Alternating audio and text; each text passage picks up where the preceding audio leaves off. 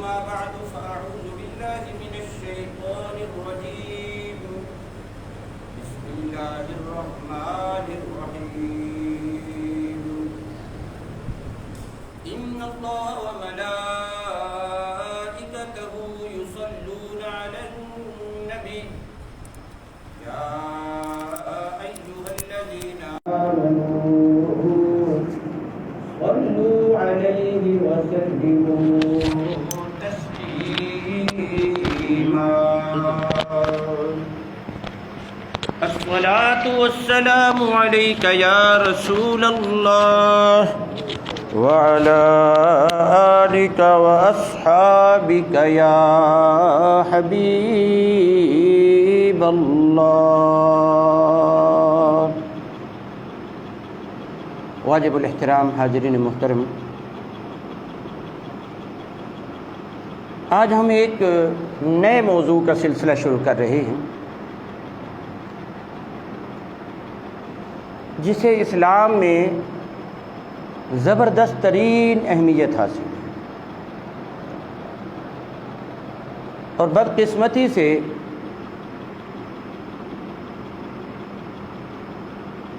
وہ اہم چیز ہمارے اندر سے آہستہ آہستہ کم ہوتی چلی جا رہی ہے. اس کا نام ہے تصوف. آج ہم انشاءاللہ اس پر بات کریں گے. ہر انسان کی زندگی میں 3 چیزوں کو بڑی اہمیت حاصل ہے. ایک اس کی سوچ اور نظریہ، دوسرا اس کے اعمال اور سرگرمیاں،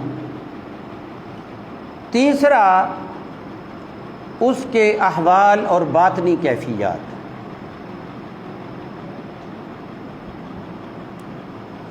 یہ جو سوچ اور نظریہ ہے نا، اس کا تعلق دماغ سے ہے.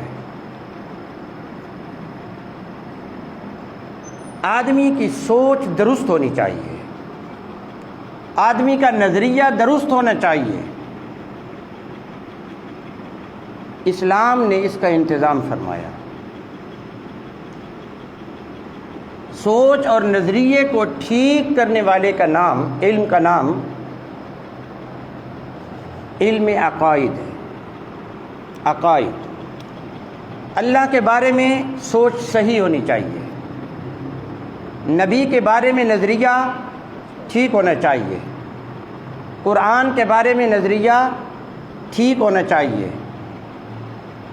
فرشتوں جنوں کے بارے میں نظریہ درست ہونا چاہیے. کتنا عظیم ہے اسلام، جس نے ہمیں ہماری سوچ درست کرنے کے لیے عقائد کا پورا علم عطا فرمایا. آج ہمارے پاس اللہ کے بارے میں عقائد، رسول اللہ کے بارے میں عقائد، فرشتوں کے بارے میں عقائد، نبیوں کے بارے میں عقائد، کتابوں کے بارے میں عقائد، تقدیر کے بارے میں عقائد مکمل طور پر محفوظ ہیں. ہم وہ علم پڑھ کر اپنے عقائد کو ٹھیک کر سکتے ہیں. 14 صدیوں سے اس علم کے خدام بھی آتے رہے ہیں، اب بھی موجود ہیں. علم العقائد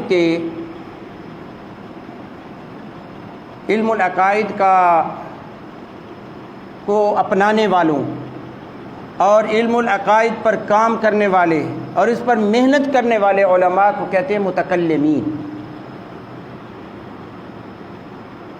متکلمین اسلام یعنی ایسے علماء جن کی تحقیق کا مرکز و محور عقیدہ ہے.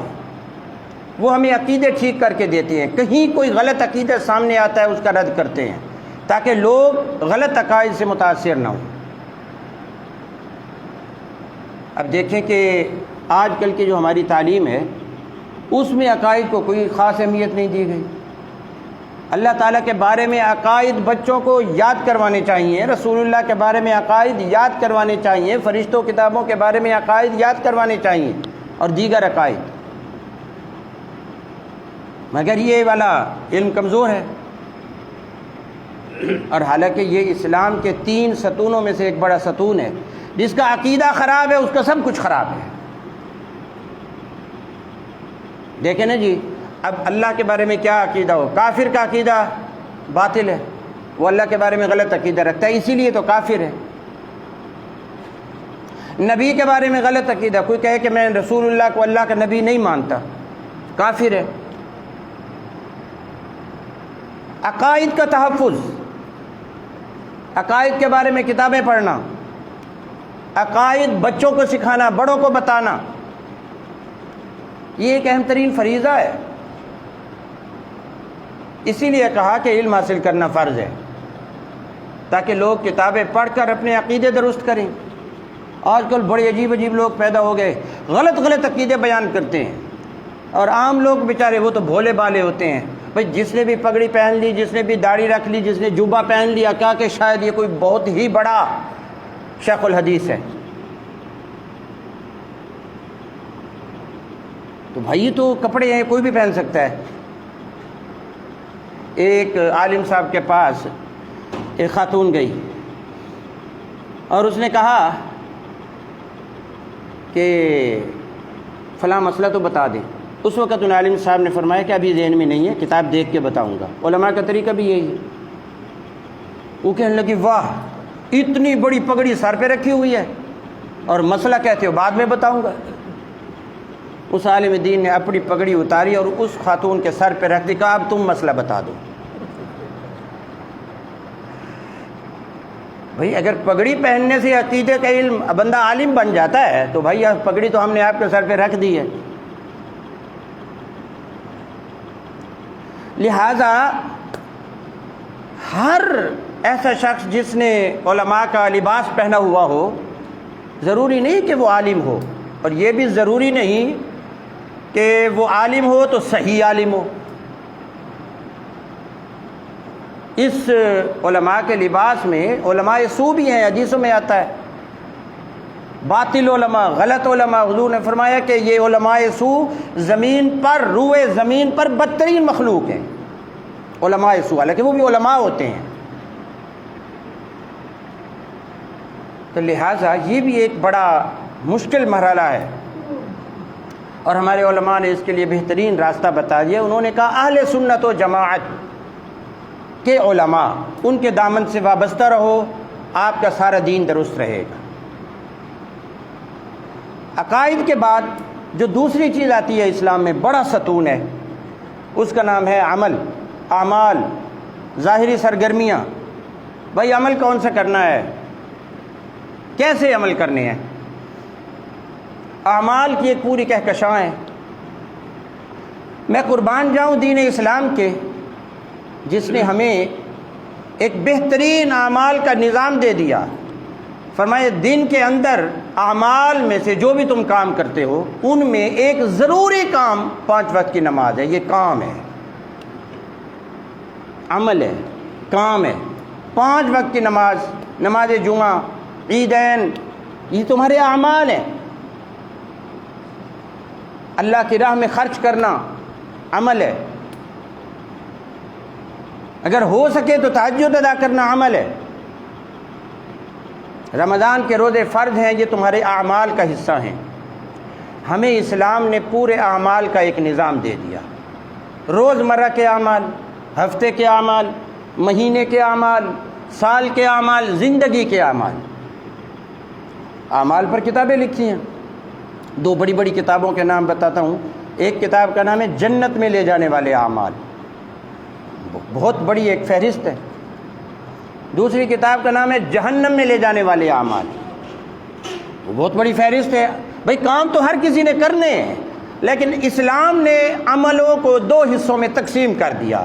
کہا تمہارے کچھ اعمال ایسے ہیں اگر وہ کرو گے تو جنت جاؤ گے، اور کچھ اعمال ایسے ہیں اگر کرو گے تو جہنم جاؤ گے۔ تو عمل کے بغیر اسلام نہیں ہے۔ جیسے عقیدے کے بغیر اسلام نہیں ہے، ویسے عمل کے بغیر اسلام نہیں ہے۔ عمل اسلام کا ایک لازمی حصہ ہے۔ اسی لیے اللہ پاک نے والذین آمنوا وعملوا الصالحات، جو ایمان لائے اس میں عقیدہ ہے، وعملوا الصالحات، اچھے عمل کیے، اس میں اعمال کا تذکرہ ہے۔ عقائد اور اعمال، یہ اسلام ہمارے دین کا جو جہاز ہے نا، اس کے 2 پر ہیں۔ اور دین کی روح ایک تیسری چیز ہے، وہ ہے انسان کی باطنی کیفیات۔ اگر باطنی کیفیات درست نہ ہوں تو پھر عقائد کا سورج بھی اس کو گرہن لگ جاتا ہے اور اعمال بھی گہنا جاتے ہیں۔ اگر تصوف نہ ہو، یعنی باطنی کیفیات درست نہ ہوں۔ وہ باطنی کیفیات کیا چیز ہوتی ہیں؟ بعض لوگ ہوتے ہیں ان کے اندر کنجوسی کی کیفیت ہوتی ہے، یہ غلط کیفیت ہے۔ بعض لوگوں کے اندر حسد کی کیفیت ہوتی ہے، غلط ہے۔ بعض لوگوں کے اندر تکبر کی کیفیت ہوتی ہے، بہت بڑا غلط کام ہے۔ بعض لوگوں کے اندر بغض کی کیفیت ہوتی ہے، بہت بڑا غلط کام ہے۔ بعض لوگوں کے اندر بد زبانی کی کیفیت ہوتی ہے، جب بات کرتے ہیں گالیاں دیتے ہیں۔ اگر کسی عالم کو آپ دیکھیں کہ وہ مغلظات بکتا ہے، وہ گالیاں دیتا ہے، تو سمجھ جائیں کہ اس کی باطنی کیفیت خراب ہے، اس کی باطنی کیفیت خراب ہے۔ اور آج ہم نے دیکھا ہے کہ کئی عالم برسر منبر گالیاں دے رہے ہوتے ہیں، بد زبانی اور بد کلامی کر رہے ہوتے ہیں منبر پہ بیٹھ کر۔ بد زبان اور بد کلام عالم منبر رسول کے لائق نہیں ہے۔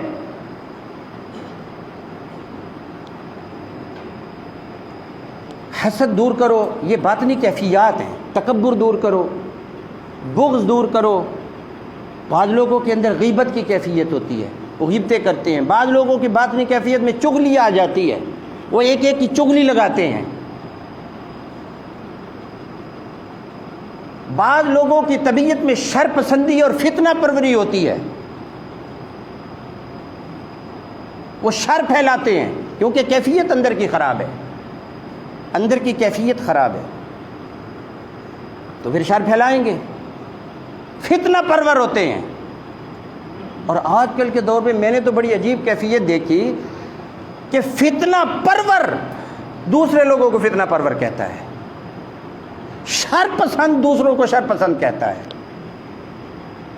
تو جب یہ موقع بن جائے تو بندے بھی حیران ہو جاتے ہیں کہ اب پتہ نہیں کون فتنہ پرور ہے، اب پتہ نہیں کون شر پسند ہے، کہ شر پسند تو شر پسند کہہ رہا ہے دوسروں کو، فتنہ پرور دوسروں کو فتنہ پرور کہہ رہا ہے۔ یہ جو اندر کی کیفیات ہے نا حضور، اور یہ ایک بہت بڑا علم ہے، اسی کو علم تصوف کہتے ہیں۔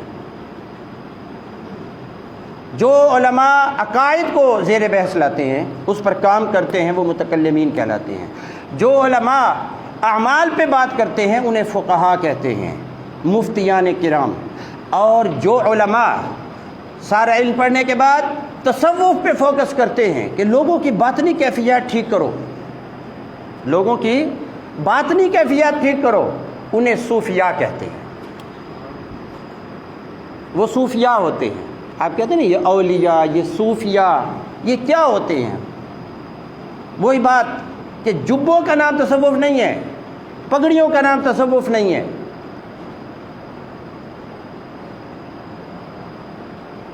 لوگوں کے آستانے بنا کر بیٹھ جانے کا نام تصوف نہیں ہے، یہ تو ایک علم ہے۔ جس نے یہ سیکھ لیا وہ صوفی ہے، جس نے یہ سیکھ لیا وہ صوفی ہے۔ اب آپ جائیں کسی پیر صاحب کے پاس، یہ جو ہوتے ہیں نا پیر صاحبان، ان کا موضوع تصوف ہوتا ہے۔ پیر صاحبان کا موضوع، اگر وہ صحیح پیر ہیں، اور صحیح پیر کو پہچاننے کا طریقہ بھی علماء ہی ہیں۔ علماء سے پوچھیں، یا علماء ان پیر صاحبان سے پوچھیں کہ کیا جناب آپ کو حسد کا پورا علم حاصل ہے؟ حسد کیا ہوتا ہے؟ تکبر کا پورا علم حاصل ہے؟ تکبر کیا ہوتا ہے؟ غیبت کیا ہوتی ہے؟ چغلی کیا ہوتی ہے؟ بہت زیادہ گفتگو کرنا، یہ تصوف میں غلط ہے۔ وہ کہتے ہیں کم خوردن کھاؤ کم، کم گفتن بولو کم، کم خفتن نیند کم کرو. وہ پورا ایک نظام ہے، نصاب ہے تصوف کا. کیا وہ کوئی کتاب پڑھی، پھر کتاب پڑھنے کے بعد اس کا عملی طور پر کسی استاد سے سبق لیا؟ عملی سبق لیا. عملی سبق جو ہوتا ہے نا صوفیاء کا، ان کا زیادہ فوکس نگاہ ہوتی ہے. علماء کا زیادہ فوکس زبان ہوتی ہے، اور زبان سے علم عقل سے آتا ہے. اور صوفیاء کا زیادہ فوکس نگاہ ہوتی ہے، اور اس کے اندر جو کیفیات آتی ہیں وہ دل سے آتی ہیں. تو اصلاح قلب، دل کی اصلاح، یہ صوفیاء کا مرکز و محور ہوتا ہے. جو بھی ان کے پاس آتا ہے وہ اس کو حسد سے دور کرتے ہیں، غیبت سے دور کرتے ہیں، تکبر سے دور کرتے ہیں، بخل سے دور کرتے ہیں. وہ انہیں سخاوت کی طرف لے کے آتے ہیں، وہ انہیں محبت کی طرف لے کے آتے ہیں، وہ انہیں ہمدردی کی طرف لے کے آتے ہیں، وہ انہیں خدمت خلق کی طرف لے کے آتے ہیں. آج کل بنے صوفی پھرتے ہیں، ایک ایک پہ تنقید کرتے پھر رہے ہیں، ہر ایک کو غلط نگاہ سے دیکھ رہے ہیں اور کہتے ہیں ہم صوفی ہیں. ہر پیر کے مرید دوسرے پیر کے مریدوں کو کہتے ہیں کہ یہ تو کمزور ہے اور ہم کامل ہیں.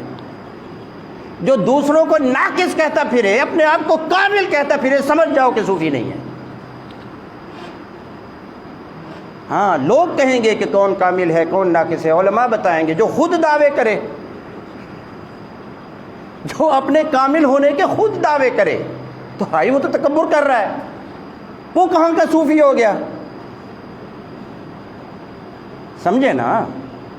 جو کہتا ہے میں کامل ہوں، میں اپنے آپ کو کامل کہتا ہے اور اپنے پیر کو کامل کہتا ہے، اور باقی سب پیر ناقص ہیں، سارے مرید ناقص ہیں. اب آپ بتاؤ یہ کہاں کا صوفی ہے؟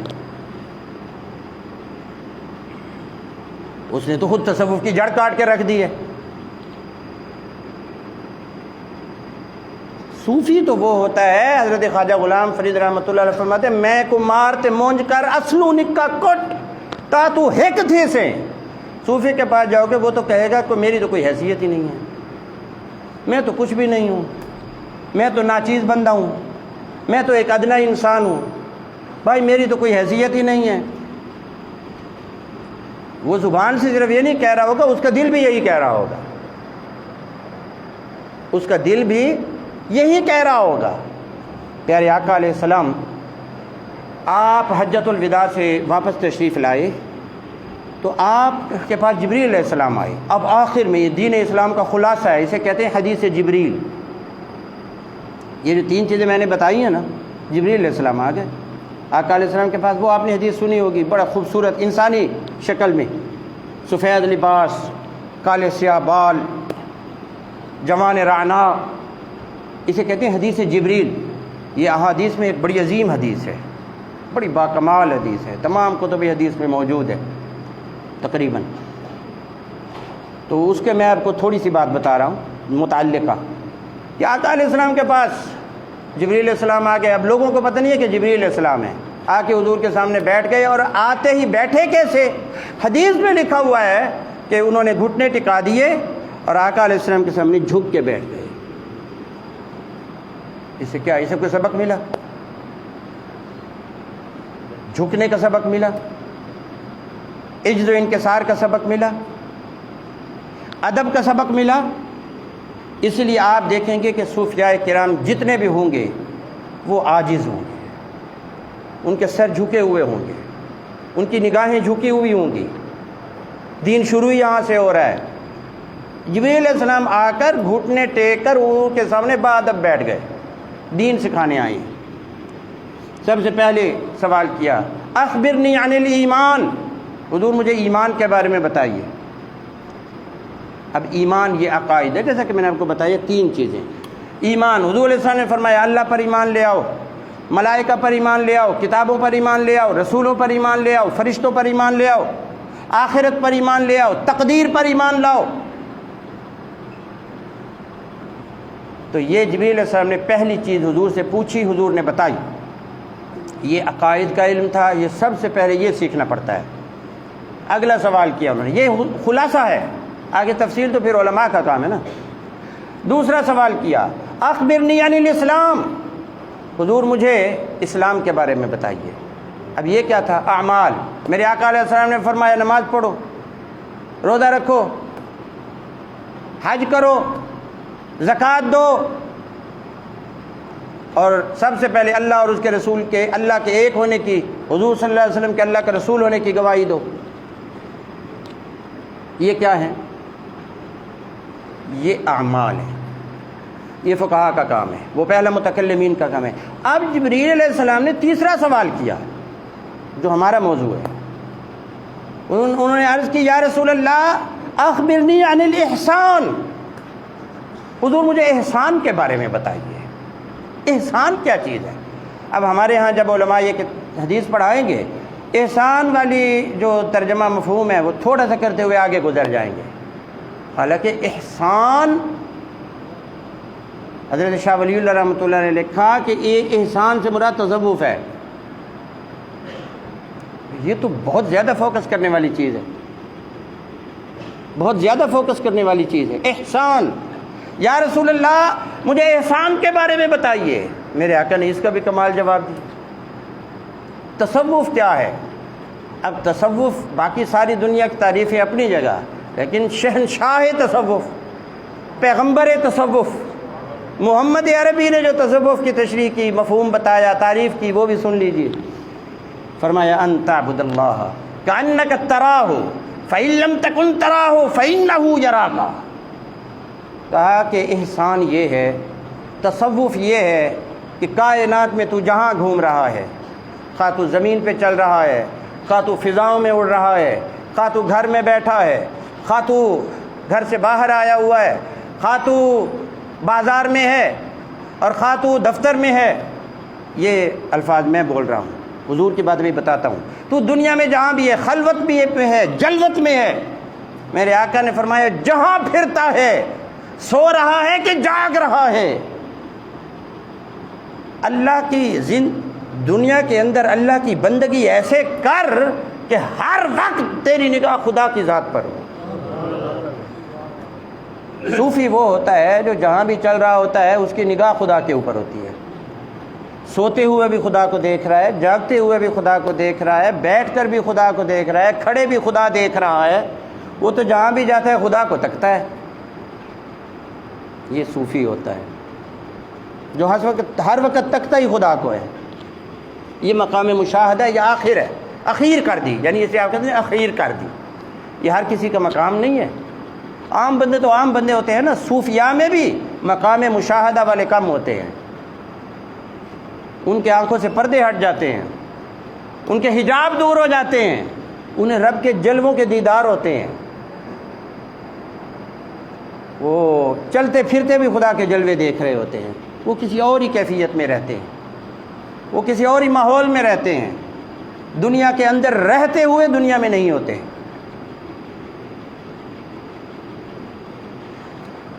میرے آقا نے پھر اس سے اگلے نمبر پر ارشاد فرمایا فَإِن لَمْ تَكُنْ تَرَاهُ فَإِنَّهُ يَرَاكَ۔ بھائی اگر تو مقام مشاہدہ پہ نہیں پہنچ سکا کہ تو جہاں بھی جائے تجھے خدا نظر آئے، دکان پہ بیٹھا ہے تو خدا سامنے ہے، یہ کیسے ہوگا بھائی؟ یہ بھی ہوتا ہے، یہ ایک مقام ہے، یہ ایک مقام ہے، وہاں تک پہنچنے میں بڑی دیر لگتی ہے، بہت محنت ہوتی ہے۔ اب جو نہیں پہنچا وہ کہے جی یہ تو ہوتا ہی نہیں ہے، تو بے وقوف آدمی ہے، بے وقوف آدمی ہے، اس کو پتہ نہیں ہے۔ بھائی یہ بھی مقام ہے، ایسے لوگ موجود ہیں جو ہر وقت خدا کے جلووں میں کھوئے ہوئے ہوتے ہیں۔ فرمایا کہ اگر تو خدا کو اس مقام پہ، مقام مشاہدہ پہ نہیں ہے، تو کم از کم اس سے نچلا درجہ یہ ہے کہ فَإِنَّهُ يَرَاكَ، تو دنیا میں جہاں بھی ہو، تیرے پردے نہیں ہٹے، حجاب نہیں ہٹے، تو خدا کے جلووں کو تک نہیں رہا ہے، کم از کم اس مقام پہ آ کے تو جہاں بھی ہو یہ سمجھ کے خدا تجھے دیکھ رہا ہے۔ یہ مقام تو حاصل کر لو، وہ تو بہت اونچا مقام ہے نا، کہ وہ تو پردے ہٹنے والی بات ہے، پردے ہٹنے والی بات ہے۔ لیکن یہ دوسرا مقام ہے کہ سو رہا ہے تو سوچے کہ خدا مجھے دیکھ رہا ہے، بیٹھا ہے تو سوچے خدا مجھے دیکھ رہا ہے، چل رہا ہے تو سوچے کہ خدا مجھے دیکھ رہا ہے۔ یہ مقام، یہ اسے تصوف بولتے ہیں۔ خدا کو ہر وقت خدا کی نگاہ میرے اوپر ہے، مجھے خدا تعالیٰ دیکھ رہا ہے۔ یہ اسے کہتے ہیں مقام مجاہدہ۔ کیا کہتے ہیں؟ مقام مجاہدہ۔ مجاہدہ کا مطلب محنت کرنا، کوشش کرنا۔ تو بھائی چلتے پھرتے اس کا یہ مقام، یہ بھی ایک طریقہ کار ہے پورا کہ کیسے حاصل ہوگا۔ لا الہ، کلمہ شریف مسلسل پڑھتے رہیں سارا دن تو انشاءاللہ تعالیٰ یہ کیفیت ملنی شروع ہو جائے گی۔ میں آپ کو پوری ذمہ داری سے کہہ رہا ہوں، کلمہ شریف باقاعدہ پڑھنا شروع کیجیے۔ راہ چلتے کلمہ شریف پڑھیے، بیٹھے کلمہ شریف پڑھیے، جاری رکھے کلمہ شریف، درود پاک جاری رکھیے، کلمہ شریف جاری رکھیں، درود پاک جاری رکھیں۔ انشاءاللہ یہ کیفیتیں ملنا شروع ہو جائیں گی، یہ ملنی شروع ہو جائیں گی۔ آہستہ آہستہ بندے کی طرف نگاہ آئے گی۔ جب کلمہ پڑھیں گے تو نگاہ خدا ملے گی، جب درود پاک پڑھیں گے نگاہ مصطفیٰ ملے گی، اور اسی کو تصوف کہتے ہیں۔ پھر ایک وقت آئے گا جب اللہ کی بار بار نگاہ پڑے گی نا، پھر ایک وقت آئے گا جب پردے خود بخود ہٹنا شروع ہو جائیں گے، پھر خدا کے جلوے نظر آنے شروع ہو جائیں گے، پھر مصطفیٰ کے جلوے نظر آنے شروع ہو جائیں گے۔ تو پیارے آقا علیہ السلام نے فرمایا یہ تصوف ہے۔ جبریل علیہ السلام نے آ کر پوچھا بتاؤ احسان، حضور یہ بتائیں احسان کیا ہے؟ تو یہ بھی تو ضروری چیز ہے، عقائد بھی ضروری ہیں، اعمال بھی ضروری ہیں، احسان بھی ضروری ہے۔ احسان کا قرآن میں جگہ جگہ ذکر آیا ہے، احسان کا حدیثوں میں جگہ جگہ ذکر آیا ہے، اور احسان کا لفظ نکلا ہے حسن سے۔ جب انسان کی باطنی کیفیات ٹھیک ہو جاتی ہے نا، باطنی کیفیات ٹھیک ہو جاتی ہیں، درست ہو جاتی ہیں، پھر وہ ہر کام بڑے حسین طریقے سے کرتا ہے، اس کی زندگی حسین ہو جاتی ہے۔ چلنے میں حسن آ جاتا ہے، بیٹھنے میں حسن آ جاتا ہے، سونے میں حسن آ جاتا ہے، بولنے میں حسن آ جاتا ہے۔ اس کے اندر ایک خاص کیفیت پیدا ہو جاتی ہے، ایک خاص قسم کے جذبات پیدا ہو جاتے ہیں۔ اور اس کی علامت کیا ہوتی ہے کہ جب آپ ایسے بندے کے پاس بیٹھیں گے نا تو آپ کو خود اپنی کیفیت تبدیل ہوتی محسوس ہو جائے گی۔